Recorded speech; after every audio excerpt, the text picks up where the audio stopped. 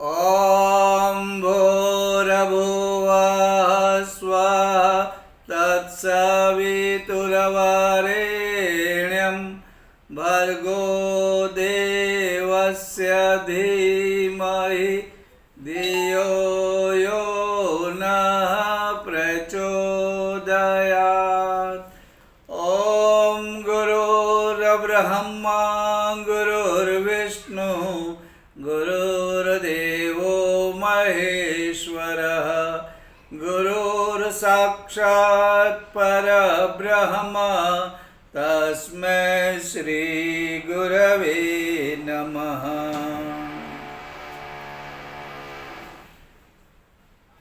जीवन में चमत्कारों का महत्व है।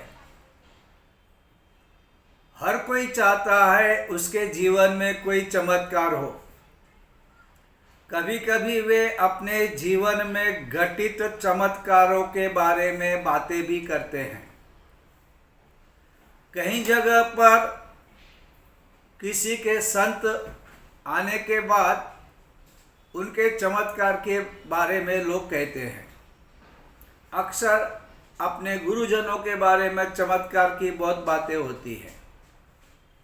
कभी कभी कोई तीर्थ यात्रा पे जाता है या किसी अनजान प्रदेश में जाता है तो कुछ ना कुछ चमत्कार हुआ ऐसा बताते हैं।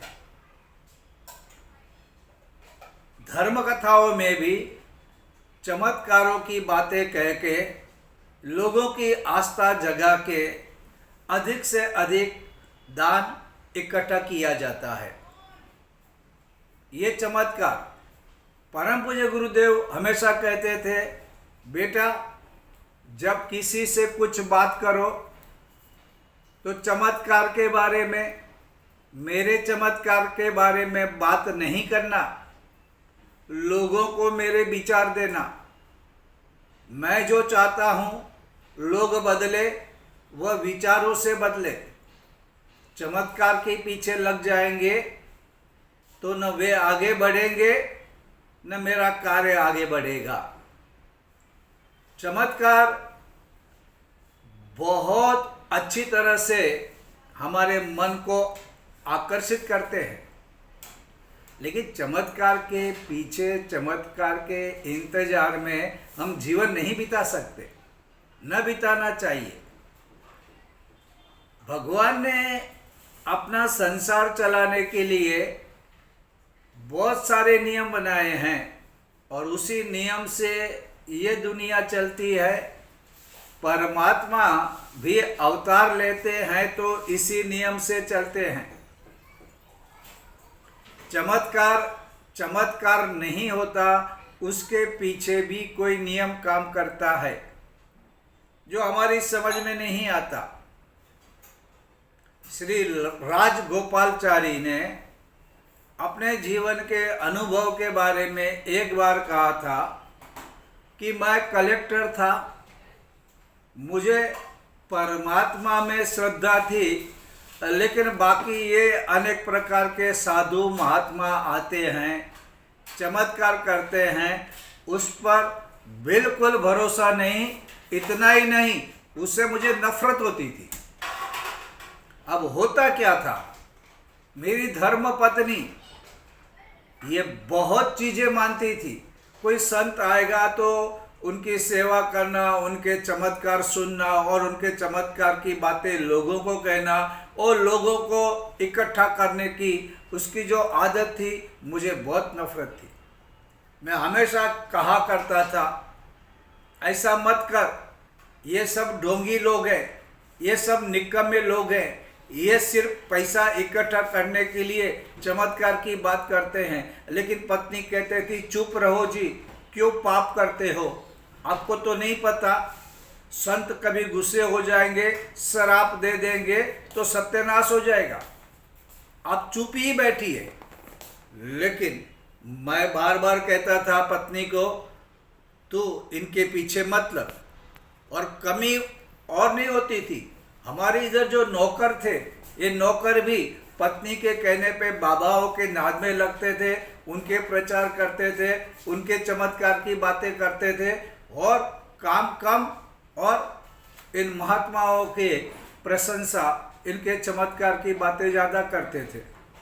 एक बार मैंने अपने नौकरों को भी कहा कि मेरे घर में अगर काम करना है तो इनकी प्रशंसा करना बंद करो, ये चमत्कार की बातें बंद करो, वरना मैं तुमको निकाल दूंगा। एक हमारा जो माली था वो हमारी बात नहीं माना और हमने उसको नौकरी से निकाल दिया। पत्नी बहुत नाराज हुई। उन्होंने बोला बाबा की प्रशंसा कर रहे हैं, पुण्य कमा रहे हैं, हमारा घर पवित्र हो रहा है और आप ये क्या पागलपन कर रहे हो, उसको निकाल रहे हो। लेकिन मैंने बोला नहीं चाहिए ऐसे लोग मुझे, अगर बाकी नौकर भी ऐसा करेंगे तो मैं सबको निकाल दूंगा। पत्नी परेशान होती थी, डरती थी, लगता था कि संत महात्मा जो आए हैं श्राप दे देंगे तो घर बर्बाद हो जाएगा। एक दिन मुझे उसने कहा कि नहीं, आपको चलना ही पड़ेगा बाबा, आप गांव छोड़ के जा रहे हैं, अगर आप नहीं आओगे तो मुझे बहुत बुरा लगेगा और संत फिर जिंदगी में इधर आएंगे या नहीं आएंगे पता नहीं, आपको चलना है, आपको मेरी कसम, आपको बच्चों की कसम। तो मैंने कहा ठीक है, तुझे ऐसा लगता है तो एक काम कर, एक डिब्बा ले, उसमें मिट्टी भर और ये मिट्टी भर के मैं बाबा को दूंगा। अगर बाबा में चमत्कार है तो बाबा को कहना और लड्डू बन जाए और सबको बांटे। तो पत्नी ने कहा आप ऐसा मत करो, इससे तो हमारे संत नाराज हो जाएंगे, श्राप दे देंगे। आप लड्डू डाल के दो तो अच्छा है, लेकिन आप मिट्टी डाल के दोगे बाबा को, ये गलत है, उससे अच्छा आप मत आओ। आप नहीं आओगे तो चलेगा, आपको ऐसा करने नहीं दूंगी। मैंने बोला नहीं, अब तो मैं चलूंगा ही और डिब्बे में मैं मिट्टी लेके ही चलूंगा। है बाबा में चमत्कार, बनाए लड्डू और बांटे। पत्नी ने बोला आप ऐसा मत करो। मैंने कहा नहीं, मैं अभी ऐसा ही करूंगा। तेरे बाबा में चमत्कार करने की क्षमता है तो मिट्टी का लड्डू बनाए। और मैंने बीवी को बोला खबरदार अब बीच में आई तो। और मैंने क्या किया, नौकर को बोला डाल मिट्टी। मैंने चेक किया मिट्टी है, मिट्टी को डिब्बा बंद किया और गया संत के पास। संत के पास गया, उनके पैर पड़ा, उनके आशीर्वाद लिए, क्योंकि पत्नी ने कहा था ऐसा करना है। और फिर वो डब्बा मैंने दिया और डिब्बे को उन्होंने भगवान की मूर्ति के सामने रखवाया, आशीर्वाद दिया और फिर कहा अब सबको प्रसाद बांट दो। और जैसे उस आदमी ने उस डिब्बे को खोला, उसके अंदर से लड्डू निकले। मुझे आश्चर्य हुआ, अरे बाप रे, मैंने तो मिट्टी डाली थी, मैंने चेक किया था, ये लड्डू कहाँ से आ गए। और मेरी श्रद्धा बढ़ गई। मैं तो बोला कि ये सचमुच में महान आदमी है। मैं उसको फिर बार बार प्रणाम करने लगा। मैं पागल हो गया, ऐसा कैसे हो सकता है, मिट्टी का लड्डू। मैंने मिट्टी भरी थी और ये लड्डू हो गए। और फिर तो मैं संत को नमस्कार किया, पत्नी से माफ़ी मांगा, जो जिसको नौकरी से निकाल दिया था उनको वापस नौकरी पे रख दिया। और मैं सोच रहा था कि ऐसे कैसे हो सकता है, ऐसे कैसे चमत्कार हो सकते हैं। मैं रात दिन सोचने लगा, मैं घूमते खाते पीते सोचता था ऐसा कैसे हुआ, मिट्टी दिया था लड्डू कैसे निकले। ये सब आंखों देखी बात, ये मेरे साथ ऐसी घटना घटी। मैं सोच रहा और फिर बीवी से उस संत के बारे में कहता था, नौकरों से माफ़ी मांगता था, नौकरों से कहता था आपने बहुत अच्छा किया वगैरह वगैरह। फिर उन्होंने आगे लिखा है 3 दिन के बाद मैं यही सोच के घूम रहा था, नीचे मेरे नौकर जो मेरे लिए खाना पकाता था वो और वो माली, ये दोनों बात कर रहे थे।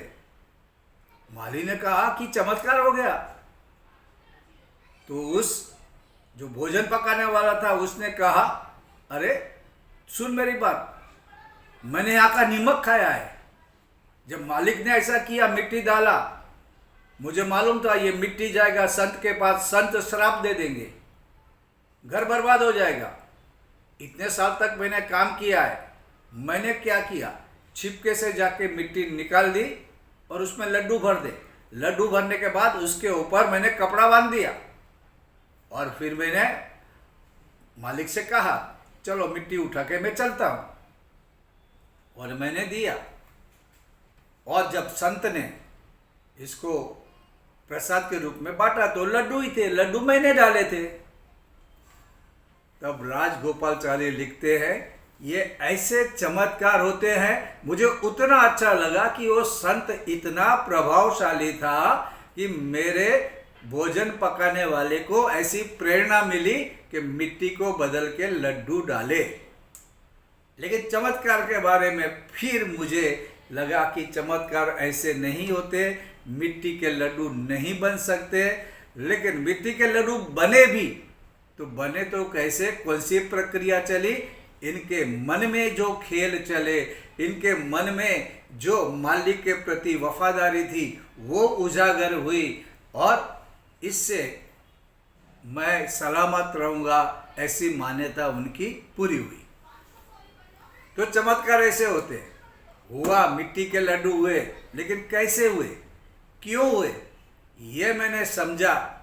और मुझे एक बात फिर से आई कि कभी कभी अच्छे लोगों को अच्छी प्रेरणा ऐसे लोगों द्वारा मिलती भी है, तो वह एक प्लस पॉइंट है कि उनसे कहीं ना कहीं कुछ सुधार होता है, कहीं अच्छे कार्य होते हैं, कई लोग एक दूसरे के बारे में परोपकार की बातें करते हैं और मदद भी करते हैं। तो ये चमत्कार जैसी बातें हैं। जीवन में चमत्कार होते हैं। आप लोग पढ़ते हैं कि कोई व्यक्ति देख के कोई दूर की चीज वस्तु को हिला सकता है, होने वाली घटनाओं के बारे में जान सकता है, उसके मन में चल रहे विचारों को जान सकता है, और ऐसे बहुत से लोग हैं, और ऐसा होता भी है। लेकिन फिर इसमें चमत्कार नहीं, फिर इसमें मन की शक्ति काम आती है। और मन की शक्ति के बारे में विज्ञान अभी बहुत जान रहा है। मन से आप दूसरों की बात जान सकते हैं, आप दूसरों का भविष्य, उसके कर्म और उसकी भावनाएं और इसकी वाणी से आप फिक्स कर सकते हैं। ग्रह नक्षत्र वाले जन्माक्षर गलत हो सकते हैं, लेकिन ये जो ऑब्जर्वेशन होता है वो सच होता है। तो लोग दूसरों के विचार पढ़ सकते हैं, लेकिन उसको अब चमत्कार में गिनती नहीं करना है।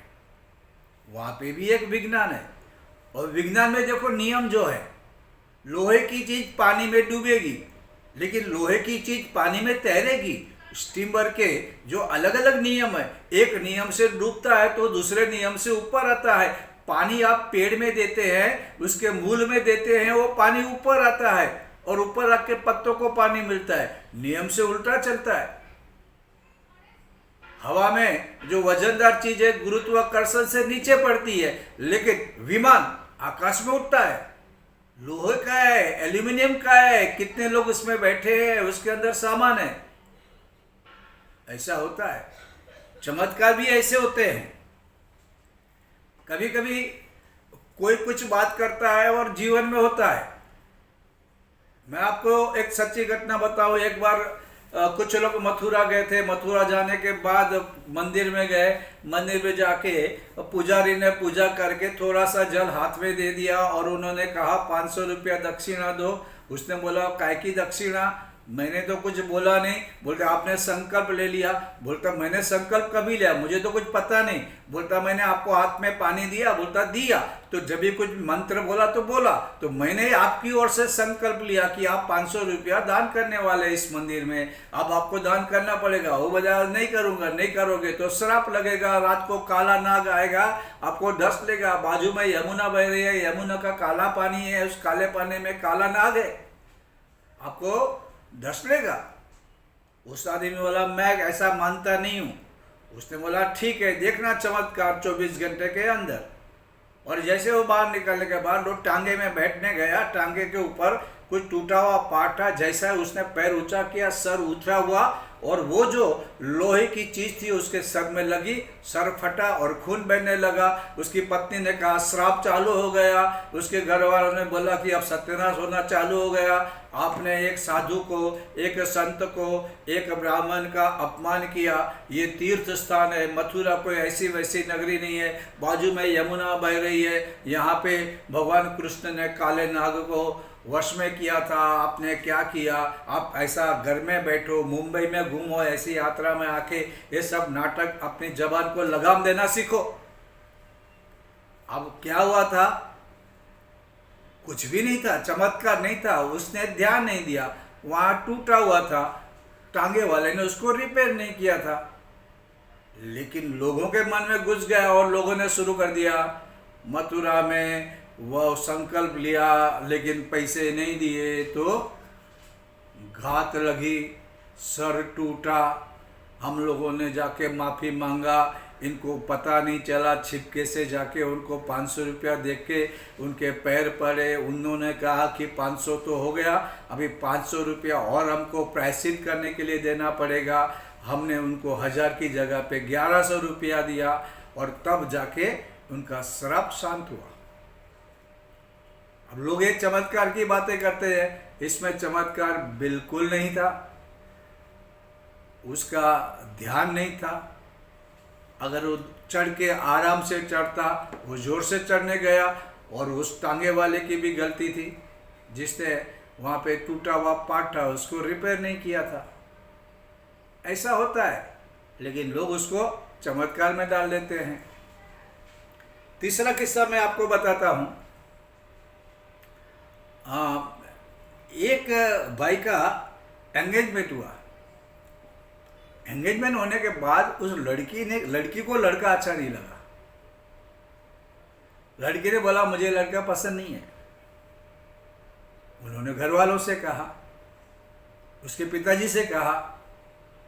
अब सबके सामने एंगेजमेंट हुआ था, अब थोड़े कैसे समाज में भी रहना है। तो उन्होंने कहा, लड़के को कहा कि देख पसंद नहीं है। लड़का बोला नहीं नहीं मुझे बहुत पसंद है, मैं कुछ कर नहीं सकता। ठीक है, लड़के ने बाप ने सोचा इसको ऐसा करेंगे तो समाज में भी नाम खराब हो गया। शादी की दिन फिक्स हो गया और बारात लेकर लड़का आ गया। आते आते रास्ते में उसके पिताजी ने शर्त लगा, शादी तो हम करेंगे ही, लेकिन एक कंडीशन, एक शर्त है। हमारे गांव के बाजू में जो नदी बहती है, वो नदी आप दूध से भर दो, आप दूध से भर दो तो हम शादी करेंगे, नहीं करोगे तो ये शादी नहीं होगी। अब लड़की को पिताजी को मालूम था ये तो दूध तो भर नहीं सकते, बारात को लौटा देंगे, अपना काम हो जाएगा। अब उन्होंने दूसरी शर्त रखी थी कि तुम्हारी बारात में कोई बुढ़ा बुढ़ी नहीं होनी चाहिए, तुम्हारी बारात में सब युवक होना चाहिए। क्योंकि उसको मालूम था कि जो बड़े लोग होते हैं उनके पास दिमाग होती है, उनके पास अनुभव होता है, उनके पास बुद्धि होती है, युवाओं में आवेश होता है, नासमझी होती है। तो बोले कि ऐसा शर्त रखूंगा, इनको क्या मालूम पड़ेगा, कोई वृद्ध आदमी रहेगा तो कोई रास्ता निकालेगा। इसलिए हमारे शास्त्रों में कहा है कि जिस गांव में वृद्ध ना हो उस गांव में बिल्कुल मत रहना, निकल जाना, बहुत खतरा है। वृद्ध के पास क्या है, अनुभव है। अनुभव ये सबसे बड़ी कीमत है। अब ये लड़का तो डर गया, उसके जितने दोस्त थे नाचने गाने में तो होशियार थे, डांस करते थे, नृत्य करते थे, लेकिन उनका दिमाग नहीं चला। उन्होंने कहा चलो अब तो वापस जाना पड़ेगा, दूध से तो नदी नहीं बहा सकते। लेकिन हुआ क्या था, कभी कभी बच्चे लोग बड़ों को अवॉइड करते हैं, लेकिन बड़े लोग को पता है कि ये भाई गड़बड़ करेगा तो कुछ ना कुछ करते हैं। तो उनके जो दादा थे, ग्रैंडफादर थे, वे उनके साथ छुपके से कपड़ा बदल के आ गए थे। तो जैसे ही उनको ये न्यूज़ मिला कि भाई उनकी शर्त है कि भाई नदी में पानी की जगह पे दूध बहाना है, और हमारे बच्चे कंफ्यूज हो गए, बारात लौट के आ रही है, लड़की पसंद है, इन्होंने लड़की वालों ने तो फंसा दिया।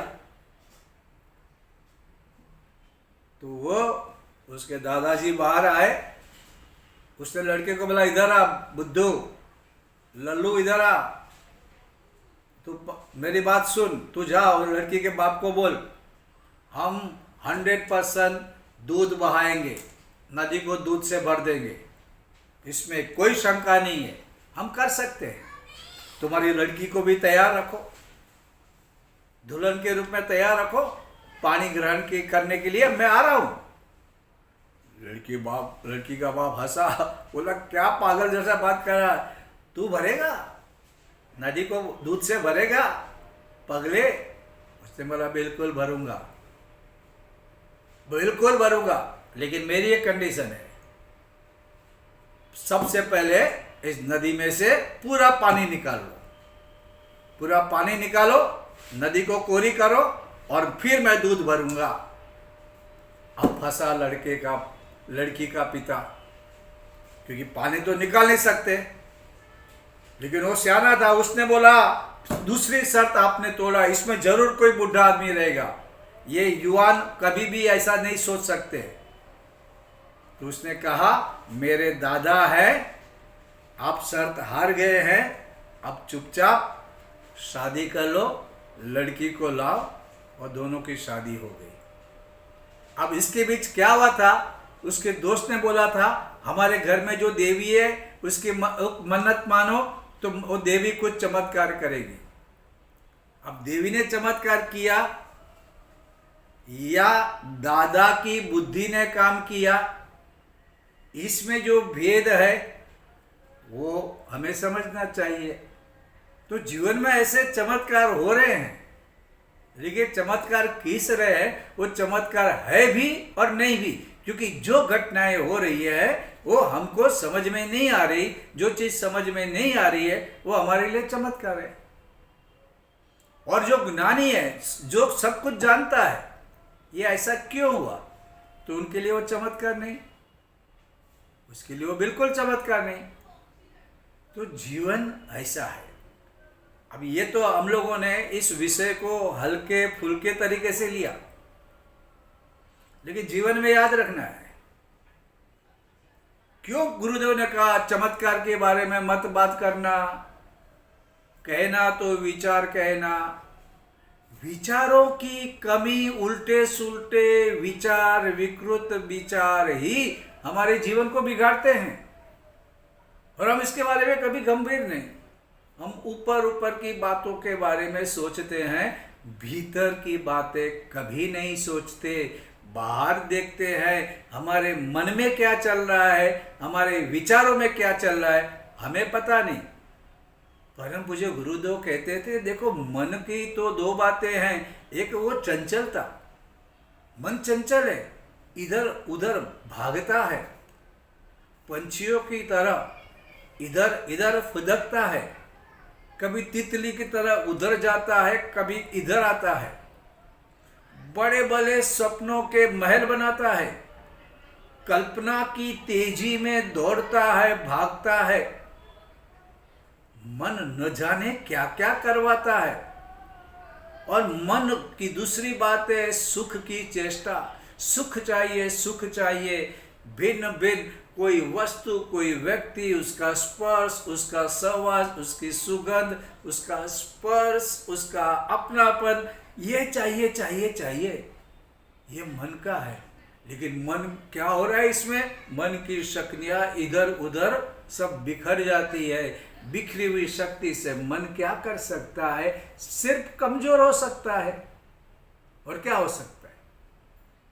इसलिए जीवन में जैसे हमने लास्ट टाइम परंपराओं की तुलना में विवेक को महत्व देने का बात की, अब लोगों को इतना अच्छा नहीं लगा कि भाई परंपरा में विवेक का महत्व दे, क्योंकि हमारे बाप दादा हमारे पुरखों से चल रहा है।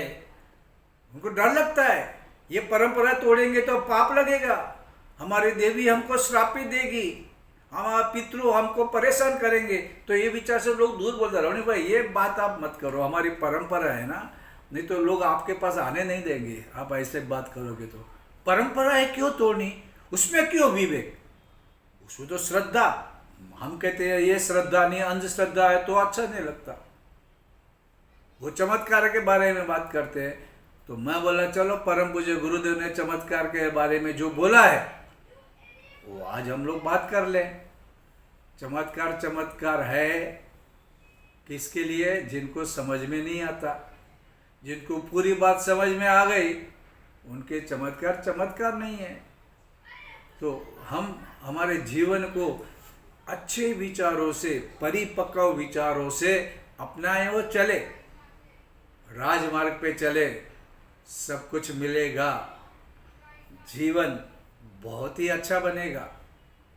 इसलिए चमत्कारों की दुनिया में, इसके भटकाव में हम लोग ना आए और जीवन को हम अच्छी तरह गुजारें। आज के लिए बस इतना।